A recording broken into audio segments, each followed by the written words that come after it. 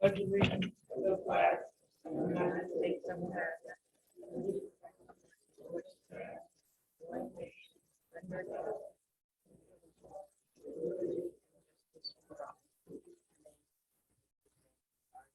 All of our friends and neighbors who have lost, as well as to all.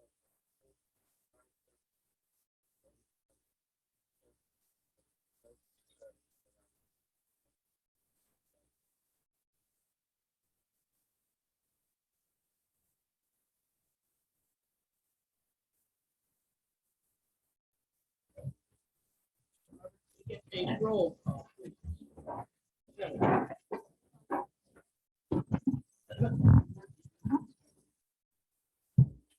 President Lynn Tartaglia, Here. Vice President Barbara Milano, Treasurer Janine Menard, Secretary Barbara Klosky here. Um,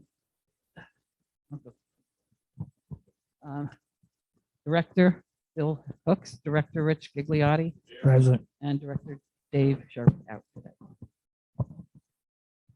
All set. Thank you very much.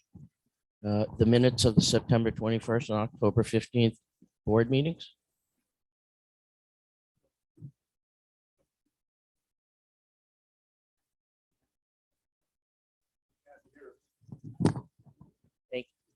Thank you. I just got the Zooms yesterday, so I did not. I've not been able to do the minutes. So Okay. Well, if I have you now need help 4 with that, minutes now to do. all right. If you need help with that, Copies of the Zoom, I take the minutes from the copies of the Zoom. I don't take minutes. I can't, I'm not a stick. I can't. So I watch the Zooms and do it from there. Okay. okay. If you need help doing that, let me know. I'd be glad to grab one of the months and do it. Then you can review it. But we'll try and get those done and back up to speed. We're not taking overly detailed minutes because we have virtually the entire meeting is on Zoom. And so we have that. So rather than trying to do shorthand of every detail, we can always go back to the Zoom meeting, which is posted on the website. All of the ones since we started using Zoom are posted on the website. If you don't know how to get to the website, please check with Cherry Marie and she'll make sure you have access to it. And we're trying very hard to put as much information on there as possible so that you have things at your fingertips as you need it. Okay. Sorry. All right. Okay. President's report. Been a busy few weeks. We had a president's meeting here where we sponsored the presidents from the other sections. And I think we had all but one section here for that meeting. It was chock full of all kinds of conversations. We particularly focused on security based on the car break-ins that we've had. I don't know if anyone saw it. There's 3 weekends ago, right about the time when it happened to us, there was something in the paper that said over 200 cars had been broken into in the city of Delray over one weekend. And it was all the sort of same MO, modus operandi. They look primarily for cars that are unlocked. They did smash some windows in the various places where they did this, and they're not taking big stuff. They're not stealing the cars for the most part. They're stealing stuff that's in the cars. So people who leave their cell phones, chargers, iPads, those kinds of things. And we had someone in the break that happened here who had a brand new set of golf clubs in the back seat and they didn't touch them. You know, they'll take 5 quarters, they'll take 5 quarters out of the change box, but they don't want anything that slows them down if they have to beat feet out of here. We had one of the sections had someone whose car was put up on blocks and they took the wheels right off the car. So it's important to, it's important to keep your cars locked, not to leave anything that's visible in the car for people, because if they see it, they're going after it. So we talked a great deal on that. And what we decided to do is put a small group together, and we decided that cameras are interesting. I mean, you can put cameras everywhere. But if somebody's dressed all in black with a black hoodie and sunglasses on and a black mask, There's not much you can do with that picture. What we did decide to do is as a whole community, all of High Point, was to explore whether or not we could put cameras in at the entry and exit ways that would capture license plates, so that if we had something go on, I mean, they walk in too, so we know this it's not a perfect answer. Oh, that would drive me crazy. There's it's not a perfect answer, but that was something we thought might be, at least if they're coming in for tires, they're coming in a car. So we thought we would at least explore that, and a group of people from the President's Club, President's Meeting, signed up to volunteer to explore that a little bit. The insurance is still weighing heavy on all of us on the board, and we expect, I've been in touch with Brad Lubin, who's our new agent, working some details, and we should have the initial numbers sometime early next week. And he has a few ideas that he wants to work with us to share with us. So, we'll hopefully, by the end of next week, have a firm knowledge and commitment of a number that we'll have to be prepared for on February 1st. And, I think it goes, for me, without saying that it's a worry for us, because the number is such a big number and it's such an impact on the community that that it is the primary job. One is to get that in and figure out, how we're going to pay for it and where the money's coming from. I'm not saying we don't have the money, by the way. I'm not saying that. It's more complicated than it usually is. There's no one bucket that has, depending on what the number is, there's no one bucket that has all the money in it right now. So we'll let you know on that one as we go forward. The next president's, everybody, by the way, that's at the president's meeting, every single community was facing the same thing. And everyone was in the range that we believe it's going to come in at, which is in that, I would say the average was pretty solid at around 20% plus or minus 10%, big range, but nobody was down around 10%. I think the lowest was at 15 or 18%, and the rest of them were up in the 20s. So every other community is facing the same challenges that we are.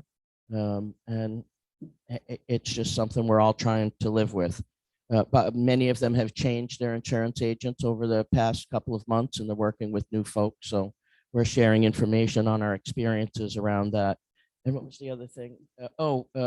We also are right in the center spot in terms of increases for community, for the various sections in High Point.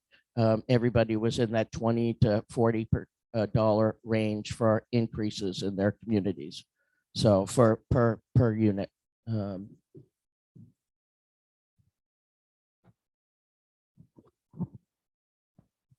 The lower part, the lower tier of that was these sections that have new roofs.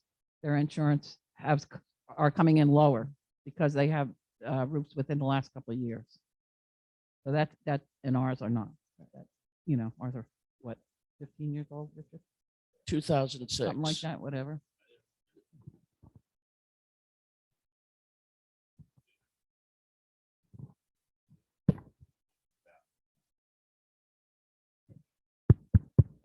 The other thing that they talked about was the value, having everything reassessed and the value put on them. If their values came in lower, then their insurances are going to be lower. Right. Some of them haven't had well,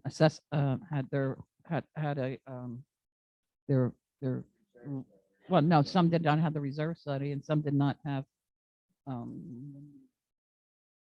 Comes in and evaluates the cost of the buildings and stuff. So they're lower.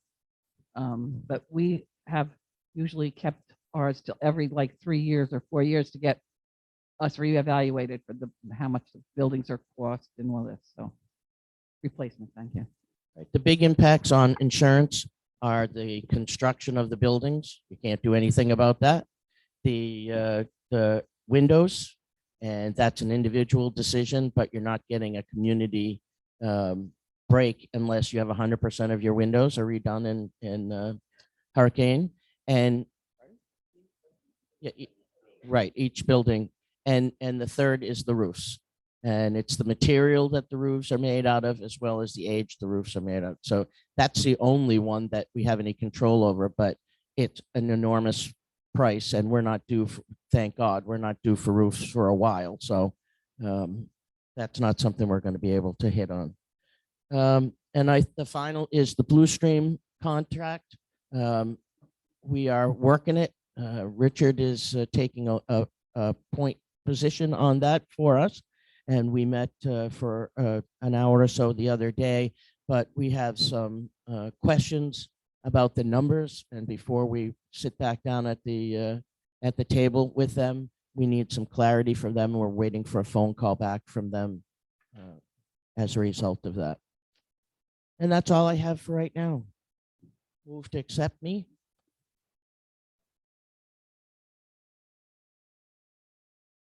Okay, hold on one second. Do I have a second? Bill is a second. Can you go to the microphone? Yeah.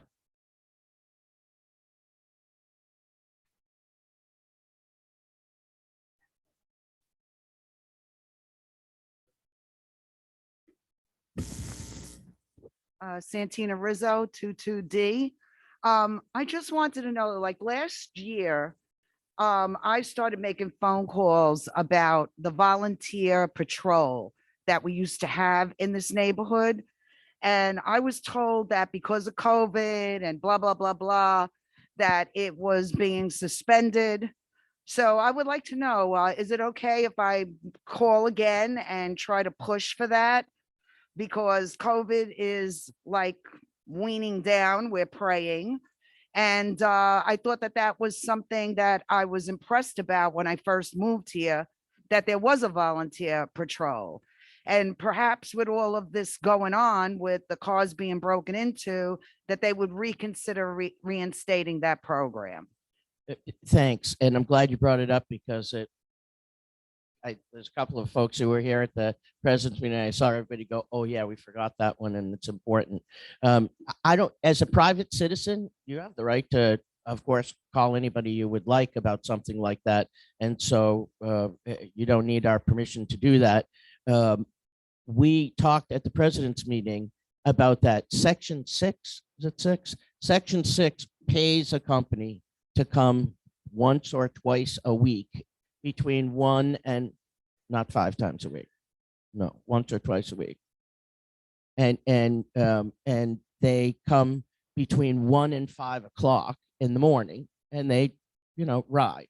Now they have a sticker that they put on the back of the car, right, Richard? That they're the ones with a sticker so that if there's a car they don't recognize, all the cars need to have the sticker on them. That shows that you're a resident. And if they have a special machine, like a gun, if you will, that they can click on the sticker and it tells them who the car belongs to and what unit they're in so that they are able to validate that for their community. Now, all of the communities were interested in the idea of having somebody coming through during the nighttime hours. And so we thought maybe if we could talk to the security company and all of the sections were willing to go into, maybe we could share a patrol, if you will, for some number of days between all of us, and they would do the entire community. We got a number of people who raised their hands to work on that and come back to the president's meeting with some ideas on what that would be like and what it would cost. So. Okay. Well, Just- I'm going to make the phone calls on behalf of all of High Point. I'm going to say. Well, no, that we no. we want to know You can what's call- happening. You can call on your own behalf. Okay, And have that conversation. okay. And if whatever Otherwise, news I we're gonna have get, a I vote. will. We have to move on a motion. We have to vote. We have to identify you as someone who could speak on behalf of the community, which you're not an elected member or an executive. It's All just- right, so it's then more I'll call as detailed an than anything. individual member and I'll Right. find out what the status We'd is on that appreciate it. volunteer patrol We'd for our appreciate it. community. What section was in charge of that when was it section 2 had the car? I thought that came from the Delray Police Department. No, it was, It's a volunteer unit. I have their number, but I thought that they were with the police. They give you the use of the vehicle, Barbara. Yeah, they They have had like the police- they volunteer had it- vehicles. Yeah, it says, you There know, were it says no official police. volunteer, community Right. observer or something like on there. And I Sec- think the people who man the cars get a small break in their taxes or something like that. All right, I'll get some Section- more information on that. Section 2 was the one that organized it here. Okay, they had the car, used to park over there, but it only ran until between 10 and 12 o'clock at night. That's all they ever did. They would start sometimes early in the morning, but they never ran through the night. And they couldn't do anything other than report things to the police. So, but that was section 2. They were the ones that maintained, they assigned the people to go on the COP cars. No. Jerry, was that you? Yeah. Heard- Well, let me add a comment about that security that we're looking at too. With those decals, what they do is they go around and if your car is not authorized, put it, hello, can you hear me? All right, if the car is not authorized, they put a ticket on it saying, okay, you have 24 hours to move your car. If it's there the next day, they're gonna tow it. Okay, so it forces everybody to register their car, and if you have any visitors or people spending the night, you have to also register that car, or else it's gonna be towed. Jerry? Yeah, just to make you aware, it used to be called COPS, COPS. And those people in High Point who volunteer to be in the COPS organization, they gave you the shirt, they gave you the jacket, and you used your own vehicle. And you chose the times that you were going to go out and circulate, because both my uncles who lived here were on COPS.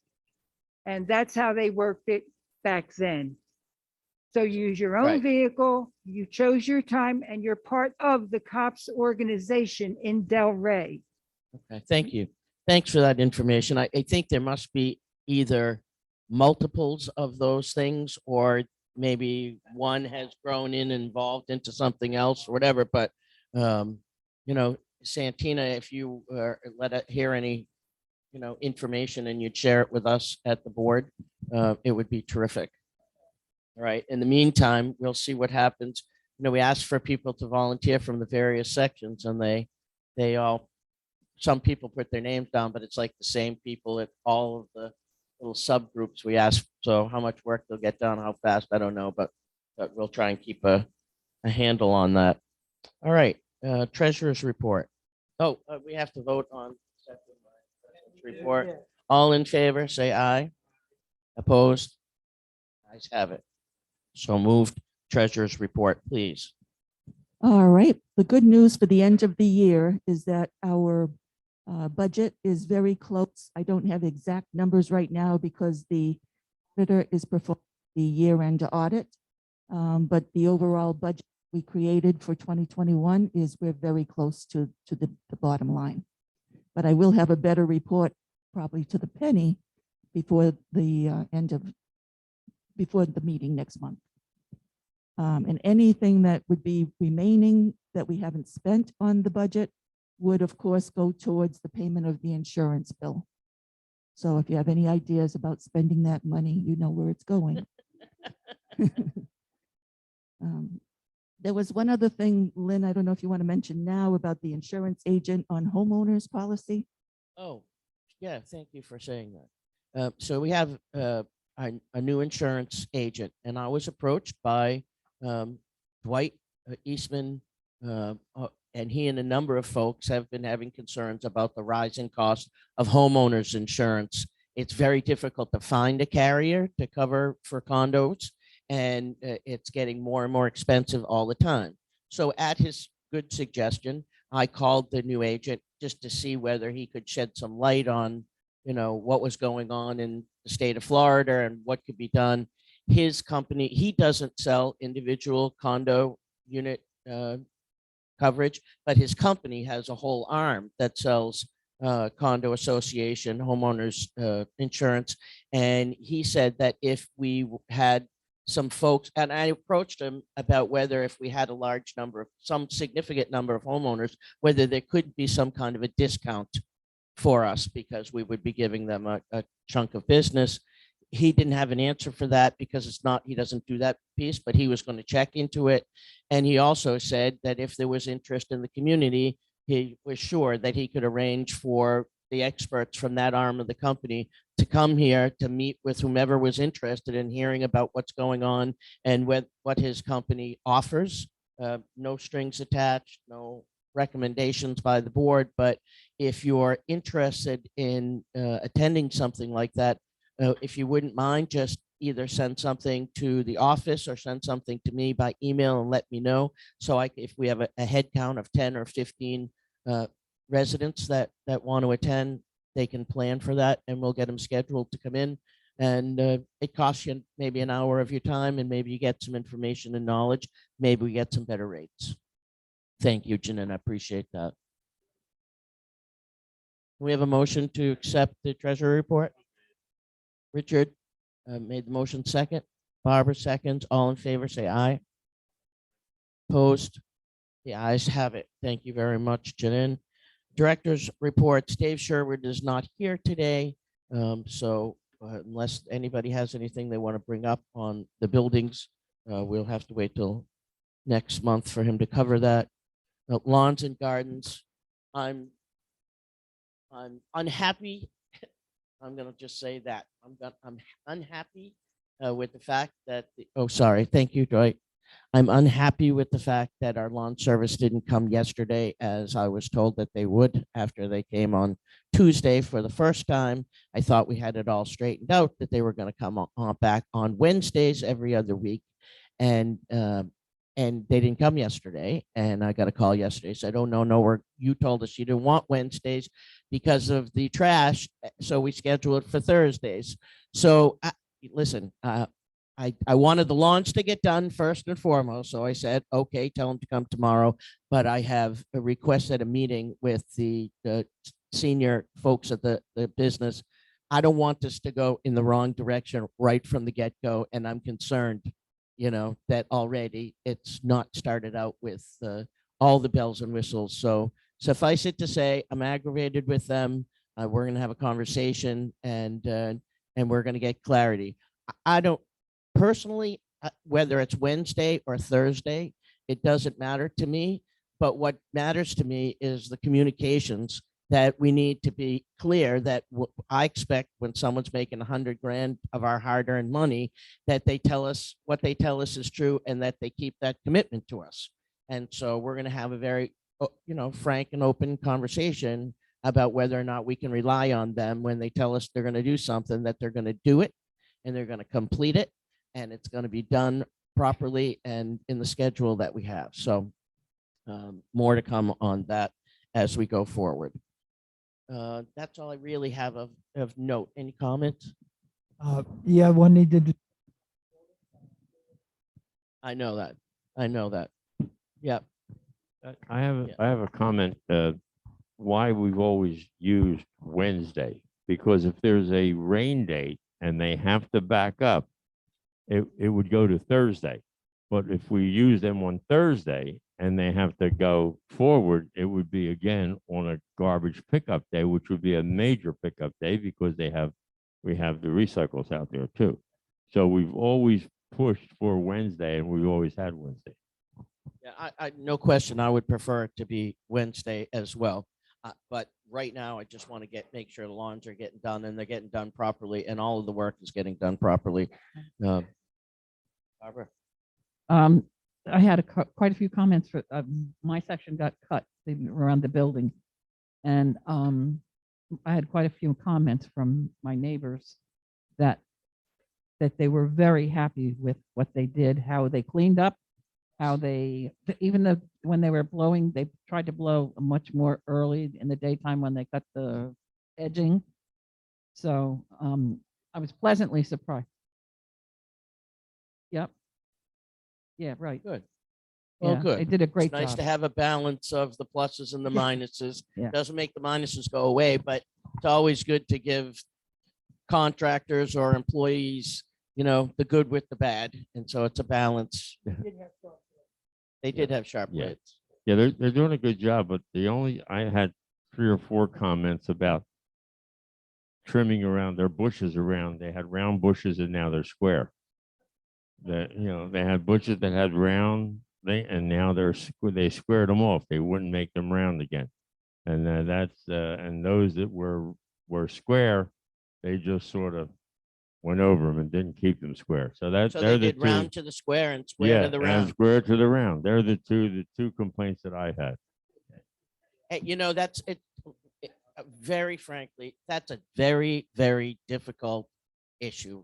It sounds easy if you're talking about one unit, but when you're talking about 64 buildings and 248 units filled with people who, in some cases, are true landscape design artists, and in many cases who just believe that they're true design artists, and we cannot have them do individual cuttings for individual places. We can try our best and talk to them, but you know, it's not possible to do, you know, what everybody wants to have done in front of every house. We can try. If anybody has an issue or a problem, please ask them to send me an email so that I have it in my hand. And then when these guys come in and when we meet with them, for instance, they're here today, they have a supervisor on site. It would be a great opportunity for me to go and find him and say, hey, Joe, I have these 4 emails. This is what they said. You want to take a ride over there and see, and let's talk about it. But I need them to come in to me so that I can make sure that before everybody gets soured on a group like that, we need to give them the opportunity to fix something if they can fix it or explain why they can't. So more communication, send it to me, and I'll be happy to talk to them about it. All right, who am I motioning? I'm motioning on myself again. Move to, yep, hold on, let us just move the. All right, Bill and Richard. No, we're having a comment from the audience. I just wanted to know if this new landscaping company, I believe that I heard that they were going to be maintaining the front entranceway. Yeah. And I wanted to know if they were going to do any of the flower planting because the ones that are there now are spent Right. and need to be replaced. Right, and they are twice a year, Wonderful. and so I talked to the gentleman about this a couple of weeks ago. It's off schedule for them because they usually would have done that in Right, like like Christmas. October, November, Right. something like that. And he said, but we'll take care of that. We'll just put them in now. Wonderful. So you should see that within the next couple of weeks. Okay, and I want to say that I'm really impressed with their work, that they came around to my unit and that they did a great job. And only in one visit, I saw the difference between our past landscaper and our present landscaper. Great. So it was a good choice, Lynn. Great to hear. Well, the proof will be in the pudding, but thank you. All right, can we have a vote, please? All in favor of accepting lawns and gardens report? Aye. Opposed? Okay, moving on. We're moving on to pool and clubhouse. Bill? I've got a couple, you can hear me okay. I've got a few things to go over. First off is we have lounges over the outside that are ripped. There are 11, I think I saw another one.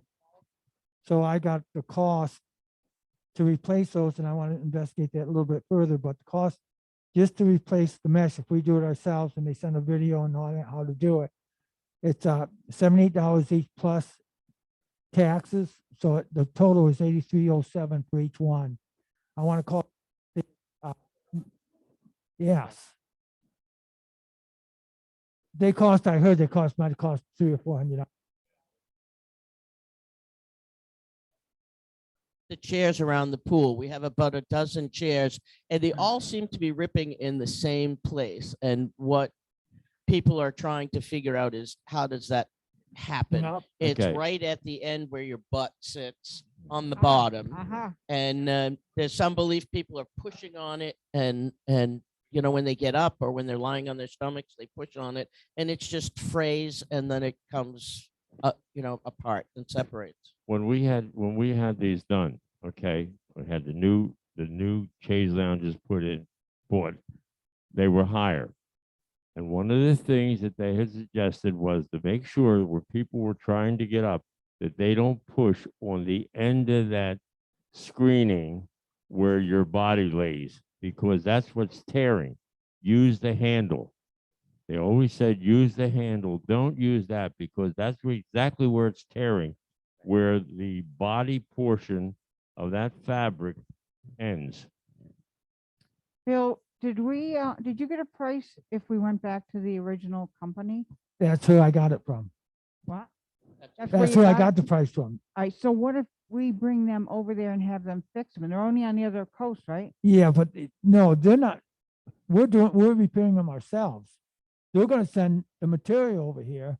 They sent me a video. It takes about 5 to 10 minutes to take it apart and put it back together. So all we're saying is just send us the materials and we'll do the rest.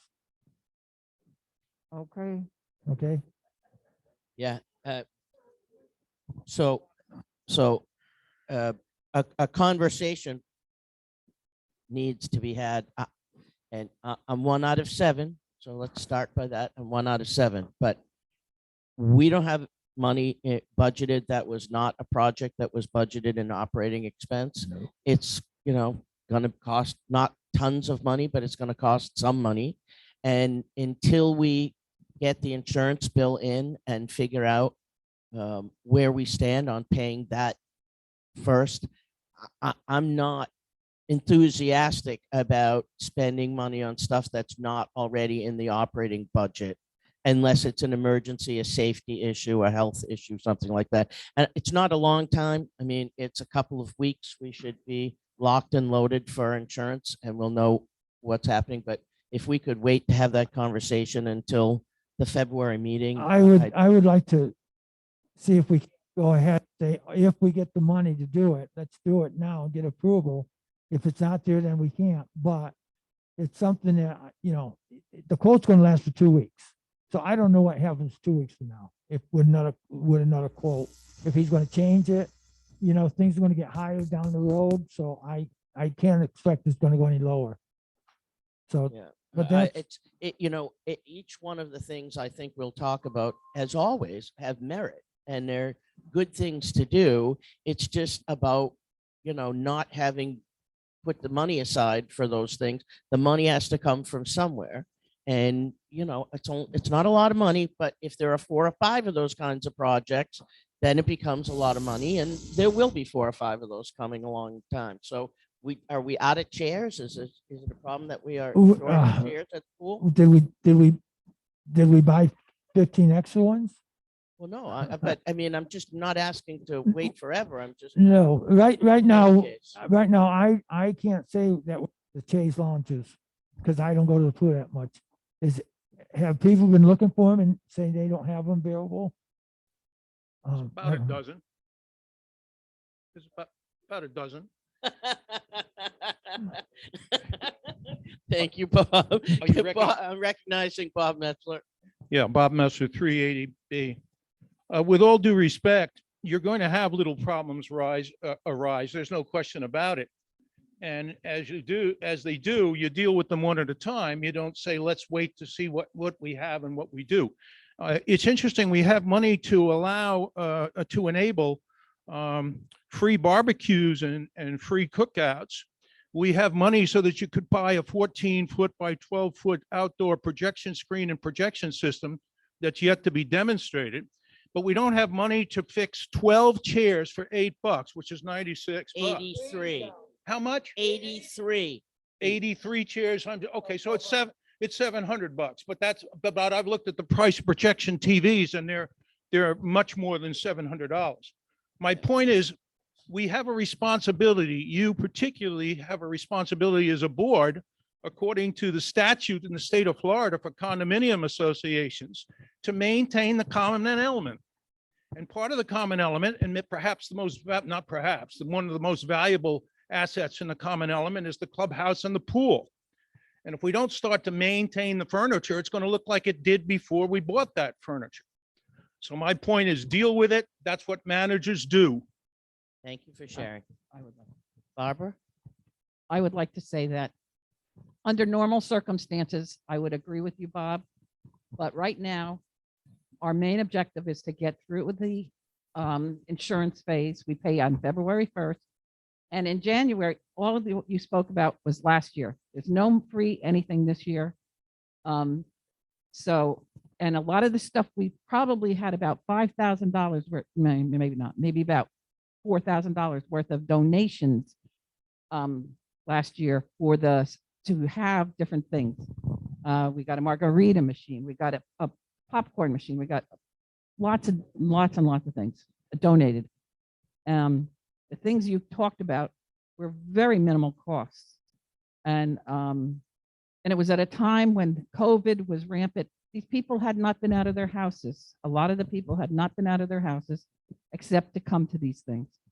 And so you saw somebody that you didn't see for a year. And to me, that was worth it to keep the health and of the people that lived here at that time.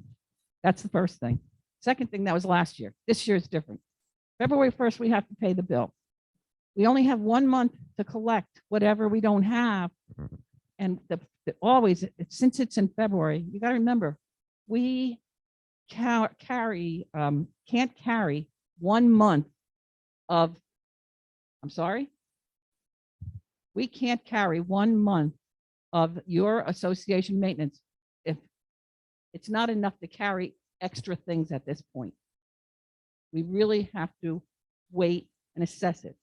There's other people that also want things that I've become aware of. So I agree with Lynn.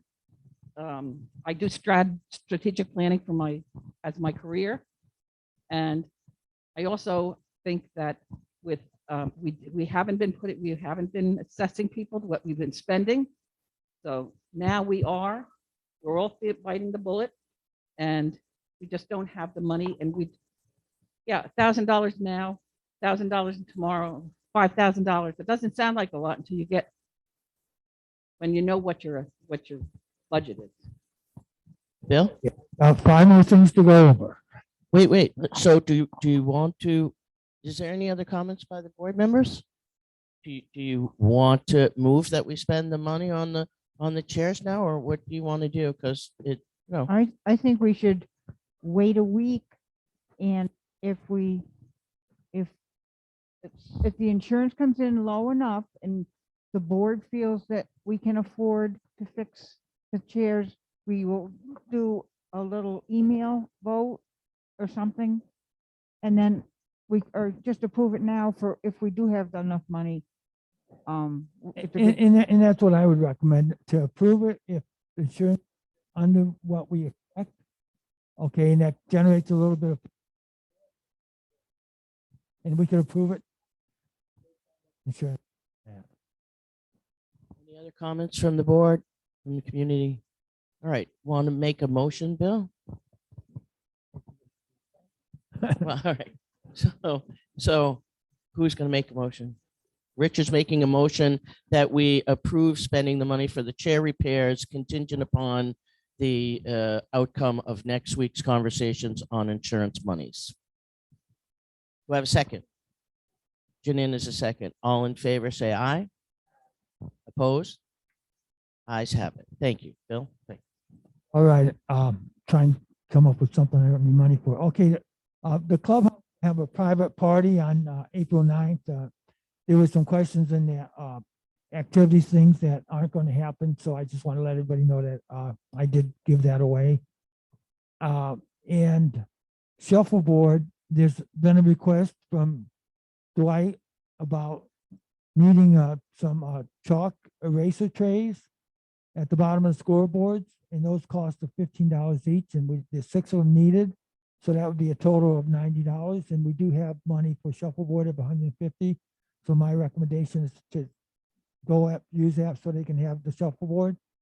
He also asked, and I say, looking in the future, requested for new scoreboards at $150 each plus tax and delivery charges, and that's going to cost over $1,000. And right now, I'm saying for that, we can get by with what we have for now we need to revisit that later on in the future and go that way. But what I'm requesting is that I'm gonna go forward and order $90 so they can keep the chalk and their erasers on the scoreboard. Any other comments by the board? Okay, Dwight? Yes, Dwight Eastman, 215A. I appreciate your consideration in this matter. Our shuffleboard courts are in poor condition. And perhaps understandably so, it's sort of been 2 years since we were able to use them to any extent. I had drafted the rationale in a note to Bill, and I think, Bill, you circulated to the other, everyone saw that email memo? Yes or no? I have a copy. I have a copy. You have a copy? Okay. The scoreboards are in some cases in danger of falling right off of the supports. The brackets on the back of them are rusted out, are missing. The scoreboards are so old that they're difficult to clean. They're rusted. They're missing parts, not only the chalkboard, but they're one cord at least is also missing the device that shows who shoots next over the far end, the yellow or the black. The company here in Florida that supplies this, totally new scoreboard with the, I forget the technical term, but the little device that shows who shoots next, is $150 a piece. We have 6 scoreboards that cost $900. We do need the baskets. We can't play without the chalk basket. So that's a must. But it seems to me for $1,000, we could make a major change in the shuffleboard out there. There's drain plug covers that are loose or off that are dangerous for someone to trip and fall in. The numbers that show the players how to score, -10, 7, 8, +10, have been painted over, can't see them. The stencils that show you what's in or what's on the line or what's out are so faded and fuzzy that even 2 years ago, each night we played probably 7 or 8 times, I get called to go with my little flashlight and try to decide, is it on the line or is it not? And there's stencil you can buy. We can do it ourselves. And I offered in my memo that the volunteers, we would tear down the old scoreboards. We would install the new scoreboards. So a moment ago regarding the chairs, you said, well, we'll have to wait to see about the insurance.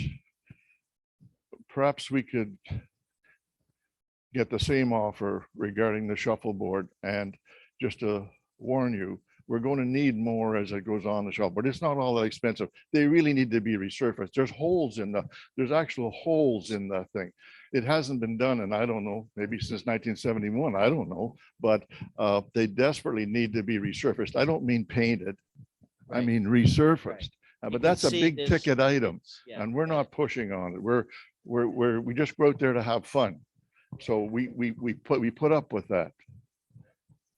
Yeah, I appreciate it. Thank you for sharing that. Dwight- Bill perspective. offered to put some tape on the things, some black tape that would show us, so the people at far end could see whose turn it is to shoot.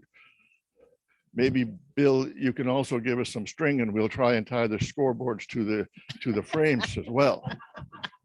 Dwight, I think you want twine.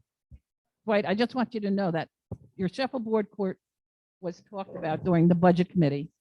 And we recognize now, I don't even play, we don't even play, most of us don't play shuffleboard, but we saw all these bellies and things. And it came up on one of 24 of our recommendations to the board, but we didn't quite hit any of the recommendations this year, but we have it on there for, I don't know what. We actually put a new line in the budget because we knew with the pressing issues of insurance, we knew that we really needed to put a very tight budget together. But what we did was we included a budget line item that survived the cuts and everything else that is for special projects. So one of the jobs of the budget committee has been for the last few years to spend the beginning of their conversations about what are some priorities and improvements that are needed in the community. And let's prioritize those and see if, you know, there isn't some money to work on some of those. So there is, I think it's $12,000 is in a line item for special projects. And I think this and the chairs are things that those could be looked at. I just ask, I agree with Barbara's, let's wait a week to get those numbers to make sure we don't get some really awful news when those final insurance numbers come in. And then I don't, you know, you're right. We've talked about it several times amongst the board that the shuffleboard courts need some work. And you know, the worst thing to do is postpone that too long so that it becomes unsalvageable and then it's a major problem. So that's not the intention here. I think it goes in the same bucket as Bill's other request. We just wait a week, get the insurance numbers in, and then we should be able to move forward on those things. Yeah, I mean, we still have not, we still have the dock, which is a safety issue that's got to be done. That's $15,000 and change.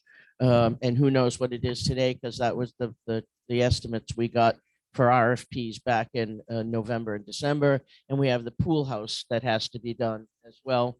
It protects a major capital investment, the pool pumps, et cetera. So that cover needs to be replaced. So we're juggling a few things here, but I get it personally. Any other comments from the board? Bob, please. Yeah, I'm speaking as president of the men's club. I'm certainly against, both as a president of the men's club and as a member of the High Point Section 1 owners, to let the board off the hook for those things which are its responsibility. But given that the board is going to look to see what the financial situation is after the 1st of February, I think you should still do that. But if you don't, the men's club's having a meeting on the 2nd, and that tending to the upgrade of the shuffleboard in terms of kind of things that Dwight was talking about, the scoreboards and the other upgrades. The men's club will consider that because that's a beautification of the facility for the benefit of the owners. And so we'll consider that.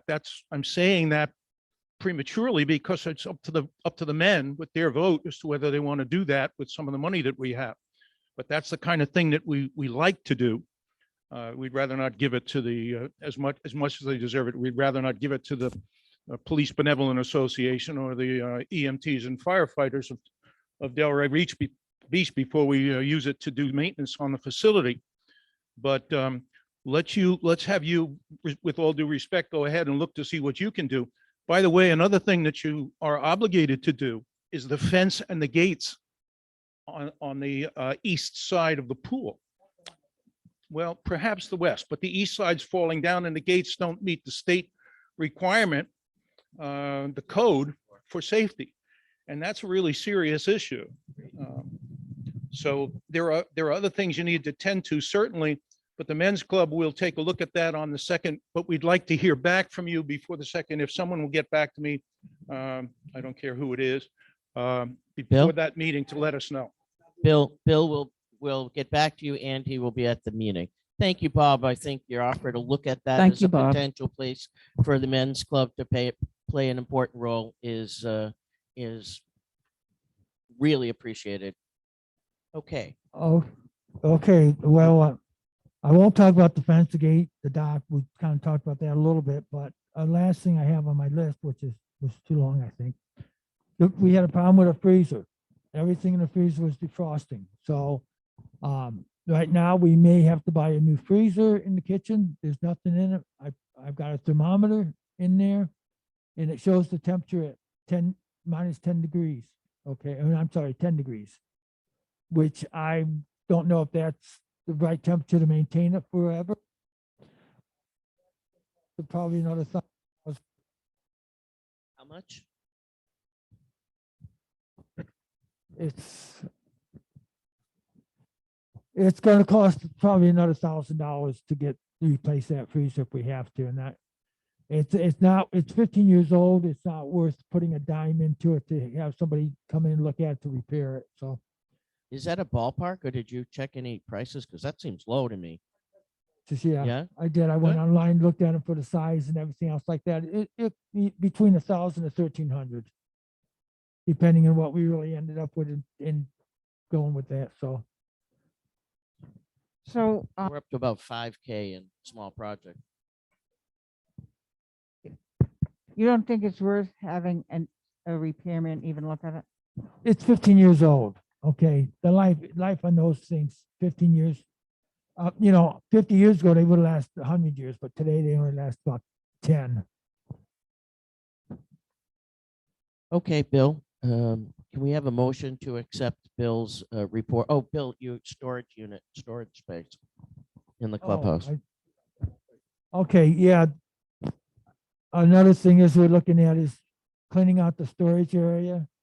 So we want to organize it and change it around a little bit. So if anybody has any personal items in there, we need to make sure that that's taken care of, because some of the stuff might get thrown away that's been there for a while, and other stuff we just got to organize it. There is still a lot of Christmas stuff that was not put away yet. And we like the men's or women's club to kind of help out and go through that, make sure we don't throw anything away that you really want. I'm hopefully that's going to happen. So I think that could happen the next couple of weeks if we can get some volunteers so we can make this happen. It would be appreciated. Any comments, questions? Okay, thanks, Bill. Okay, do we have a first, move in a second? All in favor? Opposed?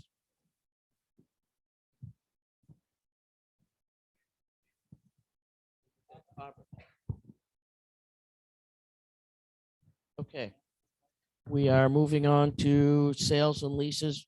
You know, Barbara's been working her buns off on that I've been for so day busy. in, day out. So, there's nothing for sale. Somebody did ask for an intent to sell, but they've already sold it.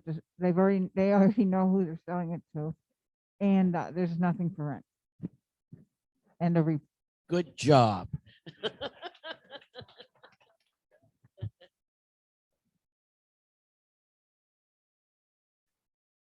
Oh, telephone book? oh, yes. I have to meet with the women's club. I've already mentioned it to Joan, but we are going to head ahead with printing of a new phone book. And we're going to have a printout that everyone can check their phone numbers so that we make sure we get them all right and we spell everybody's names right this time. So that'll be coming up soon. And we're going to also- post, and we're going to make it electronically accessible so that updates can be done when somebody new, just like the email list that I get from Terry Marie whenever new people come in or leave. She does an updated email address list so I can send things out. We'll put the phone list so Yeah. that if you need to see the name and the telephone number of the person who just moved in next to you within minutes of them becoming a member of the community, you should be able to go to the website, see their name and their phone numbers on the website. So no pictures, Bill, no Also, pictures. I will be doing a Super Bowl pool again this year. So that, and just don't put that in the Zoom. It's already in the Zoom. Barbara. Too late. She's just kidding. Okay. It's Can I have free. a motion free. to accept Barbara's report, please. Janine makes a motion to accept, seconded by Bill. All in favor, say aye. Opposed? Carried. Okay, Barbara, strategy and planning.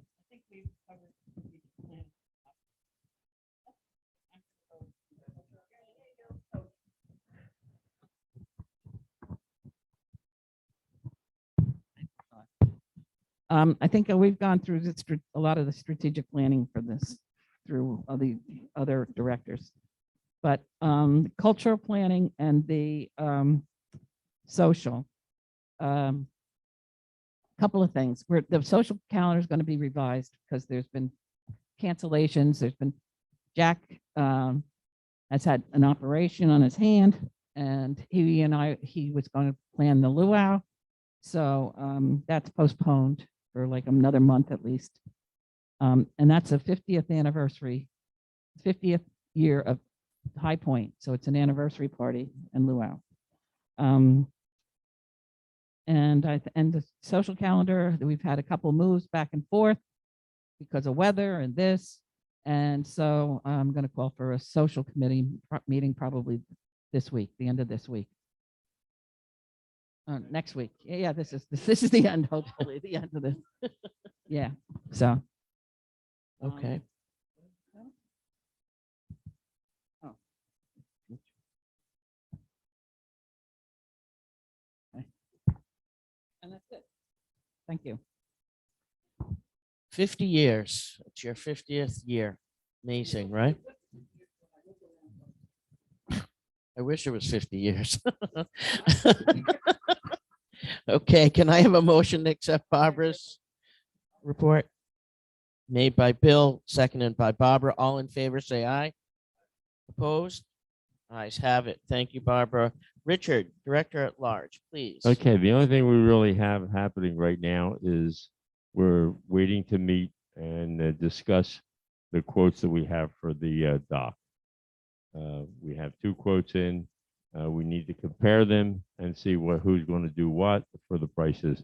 And the prices seem to be about $15,000 to do it with PT, pressure treated wood. If we're going to do it with a combination of Trek or any of those things, it's going to be up into the thousands and thousands of dollars. So we're more considering the pressure treated wood, and we would just have to take care of it. This dock here is over 50 years old, so it needs constant care. That's all I have. Richard, I have a question. I gave you a name of a company, Aquafin, and I see down the shore, over the pressure treated wood, especially like on docks and patios or docks and like walkways. They put this over the pressure treated. I have it on one of my decks, my upstairs deck, because it gets a lot of the ocean, sea, whatever, salt, and it's unbelievable. And I don't think it's that expensive. I think I'd have to look it up again on my phone. Yeah, and it's just something that they put over it, and it's almost like a latex or some kind of plastic or coating. Yeah, and they put over it. Yeah, we have to do a better job of maintaining what we have. We need to put more focus on maintaining what we have. There's no sense in spending the money on buying new pretty stuff and then letting it get away from us. And it's a tough thing to do because it's about money and but we have to figure it out as we go along, make sure we're spending the money on the right stuff and not on that which we don't need. So The last time this dock was really worked on was 7 or 8 years ago, and it was scraped, it was power washed, it was painted with primer and the thing, and nothing has been done to it since then.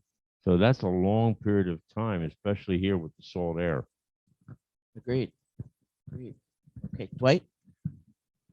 Yes, Dwight Eastman, 215A.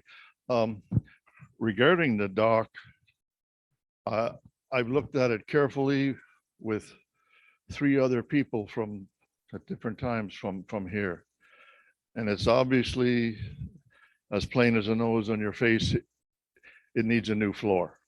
Okay, you could patch up what's there, but the bottom line is you're talking about budgetary pressures and whatnot. We have enough people here that we could lay a new floor at about less than a third of the cost, what you're talking about. It needs a new floor, it needs a new top rail around that. It's what it needs. The basic structure of the concrete is good. The major framing and the joists underneath are good. There's no movement in the dock. It's solid, but the floor is rotting out. So I don't know what stage of the game you're going to vote on it, but there is an alternative there, and there's a much more affordable alternative there. Thank you. I'm not the expert on this one, so I'm looking to my fellow board members. I think Dave would weigh in on it too, but he's not here, so I look to Richard, anyone else who feels like they have expertise in this. Jerry? I understand what Dwight's saying about saving money, and I'm all for that, but the association or the board is very concerned about insurance and covering the people, God forbid, if they got hurt out there. Personally, I don't think that's a good idea to have our people do a major job like that because of insurance purposes. If you feel that you're able to cover them, if they get hurt, God forbid, and it could be serious, it could be minor. If you think as a board that it's okay to have them do it, all well and good. But I think the insurance part of them doing a major job like that should be considered. It's a good point. And I'm one that says, yeah, we ought to do it ourselves, but I'm also one who just passed out a couple times, and we've had that, there's other people in the area and over the past several years that we said, you know, we're getting old, guys. Okay. The young guys don't come to these meetings. 10 years ago, we were doing a lot of that stuff and no problem at all. But, what Jerry's saying is, if we're smart, it's a good idea, but from a health standpoint, I wouldn't want to be responsible if something happened. Okay.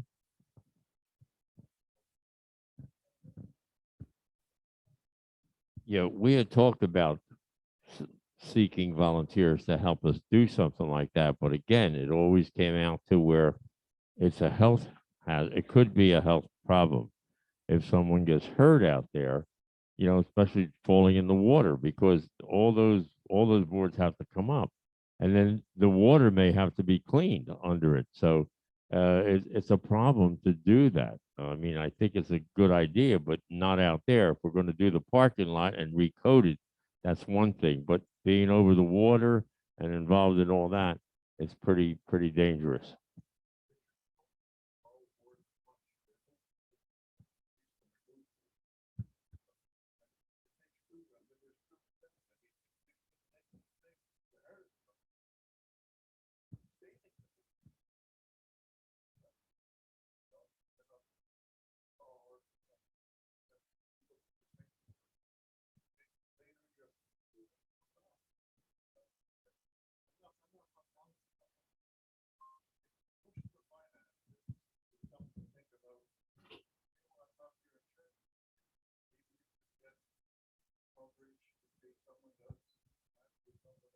Well, we have liability insurance. We have liability insurance that covers those kinds of things.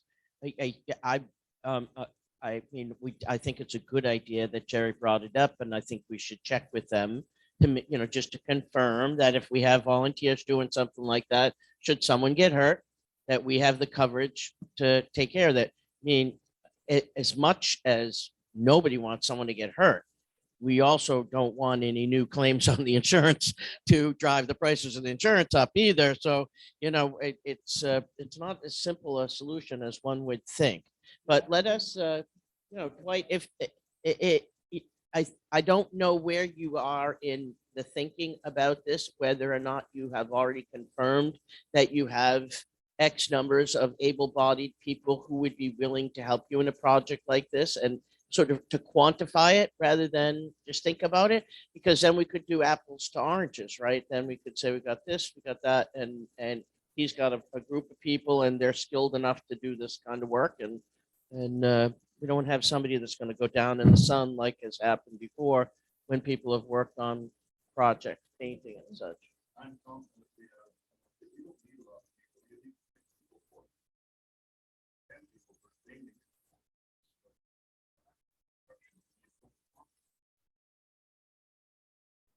So let's get those RFPs in. That's going to require a vote of the board. If one of them is get the RFPs in, do the comparison, determine what you want to recommend, and in the meantime, we'll know that there's a choice between organizing something in-house. I'm not. I'd like Dave to weigh in on this as well, and I'm just not knowledgeable enough about this kind of a thing to be able to say, yes, we could do it with volunteers and get it done. No, we couldn't. We need to go with professionals. I hear the risks that are here inherent in the one over there. Could we do the pool house housing with volunteers? I suspect we could, because that's another project that's about the same amount of money that has to be done to protect the pool house, but it's going to take some more knowledge. So I'm looking at the board and saying, what do you want to do here? Do you want to have a vote on the idea and decide now, or what? I think we should look into it, especially the deck thing. The deck could save us a big buck. Can we say we will be ready to have a deciding vote on what we're going to do at the February meeting? We're past the insurance stuff then. We're past it. We know we have to do the dock because it's a safety issue. It's a safety issue, and we're not gonna, we'll take a loan out for $15,000 and pay it back if we have to, rather than let that sit out there for another full season. But do you think we can be ready for a vote on direction and how it's going to get done for the February Yeah. meeting? For February 2nd, yes, we should be able to do that. Jerry? February, whatever it is, 14th.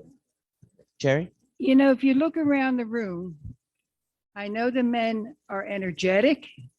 I know they would love to do this job. But, many of the people here have either some type of a handicap or a shoulder that's being therapied, and who has a leg, who has this, who has that. Just remember, everybody here loves High Point. We all love living here, but God forbid one of them get hurt. All of a sudden, I don't love it that much. I'm going to sue this one. I'm going to sue the association, and then they sue, which is all of us having to pay because somebody gets sued. I personally, I don't know how other people feel here. I don't think the age of the people are, I'm not saying they can't do it, but I think they're more apt to hurting themselves in the process, that they mean well doing it. But I also can see down the line, somebody getting hurt and then suing round robin. So take it. Your take it point for is what it's taken. worth. Your point is definitely taken, and we're going to explore that. Dwight, I'm looking at you because I know that you and I have talked about this in terms of your confidence level in being able to pull folks together. And I'd like to ask that you try between now and the February meeting that you quantify it. Will you lead if we go that way, would you lead a group to do that work on the dock? Would you be our volunteer leader for getting that done? And so I would like to ask that between now and the February meeting, that you explore and sort of quantify who is it that's willing to volunteer and help, and are they, do you feel that confident that they're capable of doing that, and what it would cost and what it would take?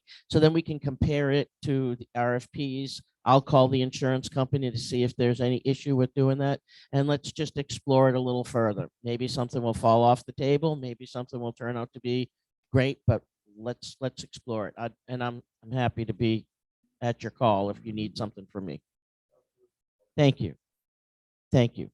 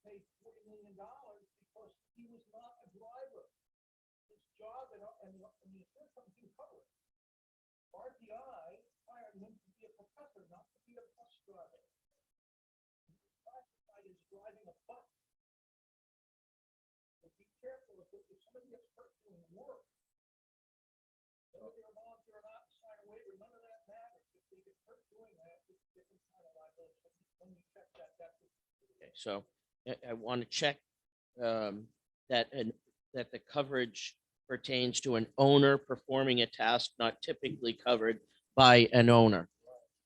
Got it. Thank you for that input. Will do.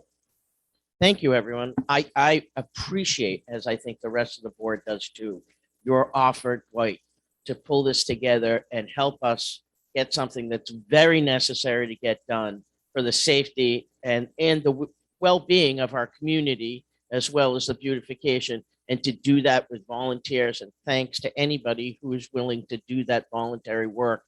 If we go in that direction or we don't, just the fact that people are still willing to stand up and say, hey, I'm willing to volunteer and try and get this done for the greater good is amazing. So thank you on behalf of the board. Okay, we're going to move on from there, and I guess we're done. And we're going to need a motion to accept Richard's report. Motion? Made by Janine, seconded by Barbara. All in favor, say aye. Opposed? Ayes have it. Thank you, Richard. Okay, old business. Do we have any old business other than what we've already sort of slogged through? I haven't got there yet. During one thing I want to make sure is I sent something out a week or so ago. The laundry rooms are in bad shape. All right. I only looked at a half dozen of them, but it's car parts, motorcycle parts, gas fired power washers, tanks, propane tanks, fertilizer, all of those things. The kaboom will be heard in West Palm Beach on Southern Boulevard. If one of those things goes up. And so those places, the laundry rooms, people have added all kinds of new shelving so they can store more stuff out there. The only thing really that should be stored out there is your laundry detergent and your dryer sheets, and we try to be reasonable with people. Everybody has a shovel, everybody has a rake or something that's some potting stuff that they want to, occasionally do their plants and stuff. So we're not trying to be parents. We're just trying to keep everybody safe, and they need to follow a reasonable set of rules. So as of February 1st, we're going to be doing a 100% laundry room inspection. And whatever is in, I'm not sending out, maybe I will, but right now I feel like I'm not sending out more notices and more warnings to people and all that stuff. It's been in the books for a long time. And they need to get the stuff out. If it doesn't belong in there, and if it's flammable, it's getting thrown out. If there are old barbecues, I know in my own laundry room, one of the other owners has a couple of old, the Coleman propane, the ones that sit on the table. And he's got, they haven't been used since I've been there for 4 years. So, they're going and they're going to be thrown away. If you want to keep them, take them. You can't keep them in your house if they're flammable, but do it what you will. Many people in here have storage facilities. They go out and they spend $40 a month and they put their extra stuff in storage facility. It's just not meant for that kind of storage. So hear ye, end of the month, we're gonna do inspections and stuff's gonna get moved out and disposed of if it's not supposed to be in there. Barbara, Lots of times people, sell their unit and they've got stuff in there and the other people in the building don't realize that it's like a mystery stuff that's in there that nobody knows who belongs to it. So it just stays in there forever. I mean, ask your neighbors if they don't want it, just put it on the curb, you know? If it's not anybody's, a lot of stuff has been in there long time, you know? Get rid of it. Stan Wright, 152A. I agree with you, Lynn, 100%. There shouldn't be propane tanks in there and gasoline and stuff that'll explode. We have, in our unit, we have Sandy and Bill and myself. We share our recyclable bins. Where would you suggest we put our recycle bins? Under our bed? Daniel was just telling hear me you. he puts his on his back dock. He has raccoons out there. We're leaving ours in there. If somebody can leave a pod for 2 months in their front yard, I can sure as hell leave my bin in the laundry room. It's neat in there. I swept it all out. I cleaned it out yesterday. There's 2 bins. Well, there's 6. We should give them back but we need 2 bins and that's all. And we clean the place. Sandy and I clean the place. And when you come to our place, I'll put them outside, but the next day I'll put them back in. So you can come back the next day. Thank you. listen, I hear you, Stan. You know, I'm in a building where all 4 units are used and all 4 units uses their bins and each unit has 2 bins. So that means there are 8 bins and there isn't room for 8 bins in the laundry room. And not everybody cleans out their laundry rooms. Not everybody washes their bottles and their cans out before they put them in there. And that's where you get bugs and rodents and insects and all that stuff. So I'm not saying that we're not throwing anybody's bins away. I'm trying to be reasonable here. You can't keep flammables and things of that nature in the laundry room. Right. I agree with that And 100%. that's what the focus is for those kinds of materials.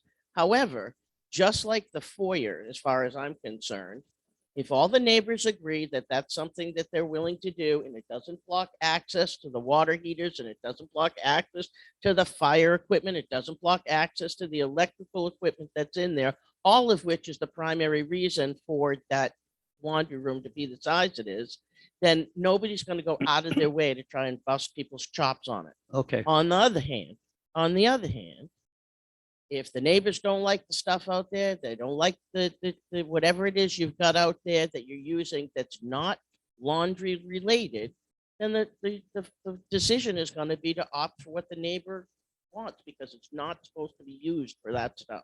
Okay. I It's just wanted not to tell you supposed that to be the used. other alternative, and I know some people that are doing, they don't use recyclable bins. Everything goes in the garbage. All their cans, all their bottles, everything goes in the garbage because they don't want to be bothered with, can't have your bin out here, can't have your bin out there. And I know people personally that are throwing the stuff all out to the road. I'm sure there are. Yep. I'm sure there are people, and it's unfortunate because, you know, I Yeah. don't know if everybody's aware, every single piece of plastic that has been made since the world discovered plastic is still in existence in one shape or another somewhere in this world. It doesn't go away. It doesn't leave us. It doesn't go back into the trees and all of that stuff. And the amount of stuff we're putting into the environment is going to shorten the life cycle of this world. So I get that. Yeah. But it's a rock and a hard place, if you ask me. It's a Right. rock. We're in a rock and a hard place. So let's just say we can talk about a lot of exceptions. But what we're not going to talk about is motorcycle fenders, Yeah, I know. I agree with gas powered power washers, you know. you. What Florida needs plant- is a plant deposit on bottles. fertilizer. So those things we're not gonna talk about, but suffice it to say, just like the foyers, if the neighbors are in agreement, unless it is a risk to the building and the common element, we can have a conversation. Is that reasonable? Yeah.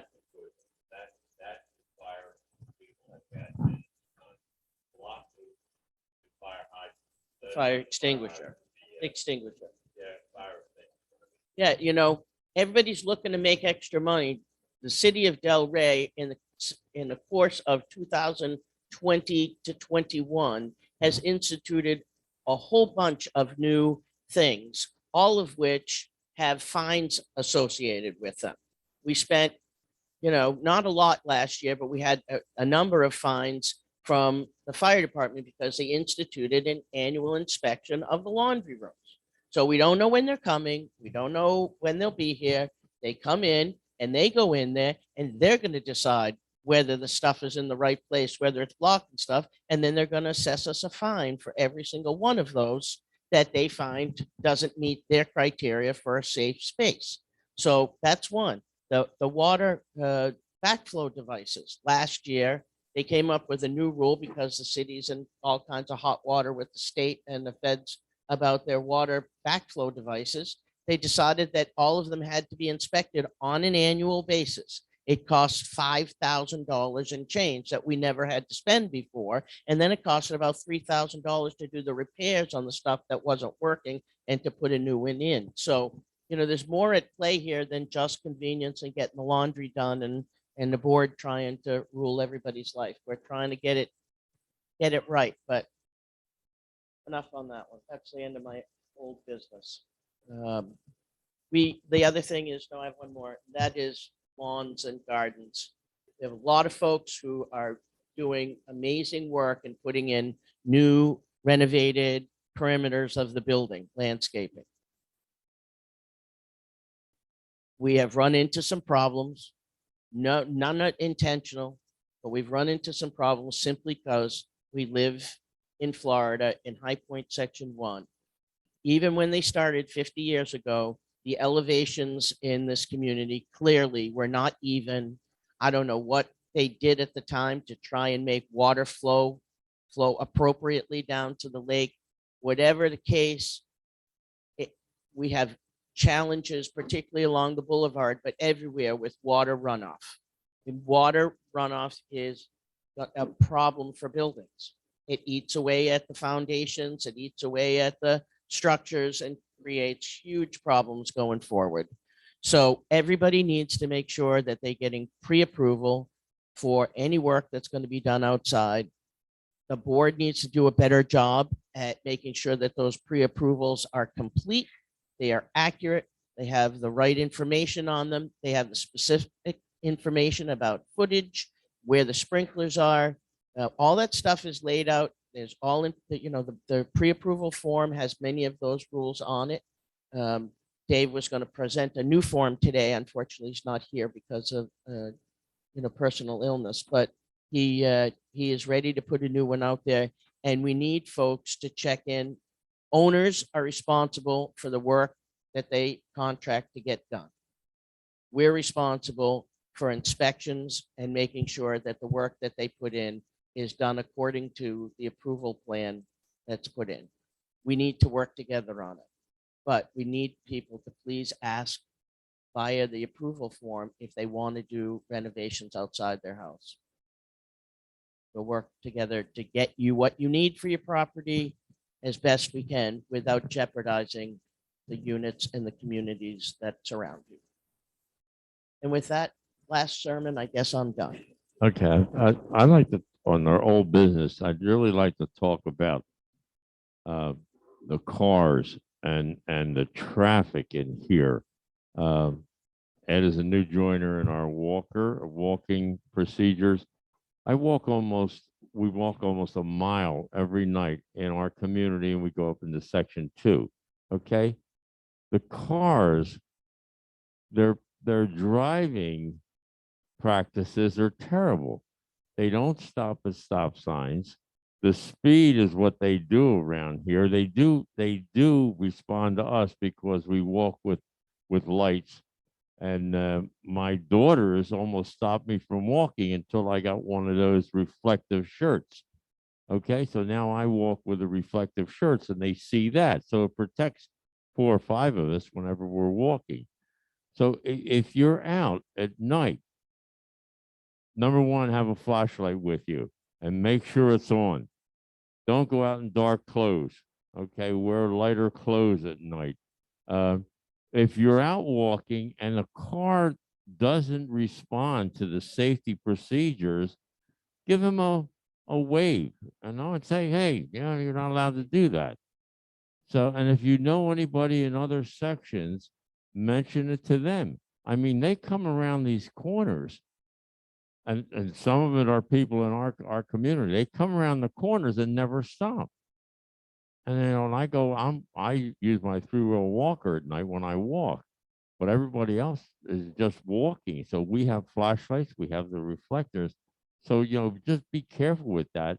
And also mention to other sections, because this is being used as a cut through, which is always has been. But there are other sections that come into here.